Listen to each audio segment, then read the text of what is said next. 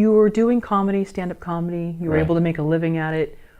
Why transition to writing? What was it? Because so many people come to LA for that comic stream. I'm That's a sure it's great not question. easy. I miss stand-up comedy so much. Um, Boy, that's a really that's a loaded question to unpack because there's a lot of reasons. But the really simple reason is because I didn't love going on the road, and I got when I sold my first novel and they backed up the money truck, I didn't have to go on the road, and it just became this thing where I just sort of became a full-time writer and would still do stand-up occasionally. You know, if somebody asked me, like a coffee shop on a Friday or Saturday night or something, I'd go and do stand-up, and I loved it. But it just became this thing that it's sort of gradually fell away. And then it's also, if you don't do stand-up comedy every single night, you suck. It's like one of those things where it's muscle memory and you lose it so quickly. And so if you're not doing it and then you do it every 3 weeks or 6 weeks, you go up and you go, oh my God, this feels so weird, and you got to get back into the rhythm. So it just became this thing where I was like, I don't really feel like going up and sucking tonight, and so it just became this thing that fell away from me. I also, stand-up comedy, it attracts a lot of people who are kind of damaged and broken, and and I'm not excluding myself from that, but it's a world where you've got to be really committed to doing that. And I went through a lot of stuff. I had a lot of my friends. I mean, I've had, I think, 7 friends commit suicide. Stand-up comic just attracts a dark element. And there was a part of me, my nickname in my 20s with all my comic friends was Crazy Al Watt. Okay, so these people are all out of their minds. And I was the crazy one. And I think it was because at that time I was really depressed and just really, really not in a good place. But I talked about it all the time. I was like, I'm really, really not doing good today. And I think it made them uncomfortable, some of them. And so I got the nickname Crazy Al Watt. And in retrospect, I think that it was that part of me that kind of, I think I had a survival instinct that was like, I would rather be comfortable in my own skin than chase after some, illusory fame or whatever. And so I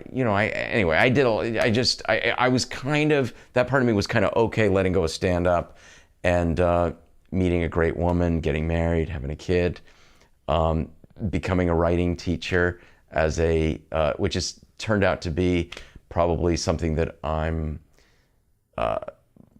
was born to do. And I love being a writer, and I just published a new novel last week. It came out, and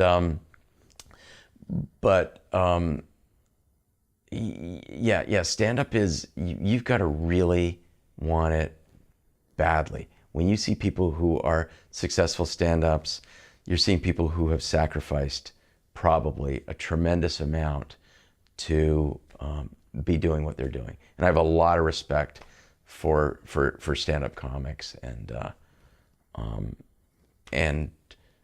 compassion. They're my people. I love them, and I really feel a kinship with comics now. I feel like there's a brotherhood and sisterhood with comics that nobody else understands with stand-up comics. I don't think anybody understands that, because when I talk to people who aren't stand-up comics, you just even the language when they talk about them, there's an exotic quality to stand-up comics. When people talk about them, they're people are fascinated with stand-up comics. I wish I had an ending to this sentence. Which came first, the comedy or the writing? The or comedy. Comedy. Well, I mean, the comedy, you write your own material, but I was in high school, and I went to the School of the Arts in Toronto when I was about 17 or 18, and they had amateur nights on Monday nights at Yuck Yucks in Toronto, and I just started going there on Monday nights, and I was terrible, just bombing, every Monday night, but I wanted it so badly. And I remember there was a guy who would throw up before he went on stage every time. And I don't think that was that uncommon. It's like, it's bizarre that this thing is so terrifying to do, and yet it's a compulsion. And if you really work hard at it, you start to understand the mechanics of a joke, and it becomes really addictive. Like, there's no greater high than going on stage for 45 minutes or an hour in front of 400 people on a Saturday night and just killing, where they're just eating out of your hand. And just getting one laugh after another. It's the greatest feeling in the world. I get why people don't ever want to stop doing that.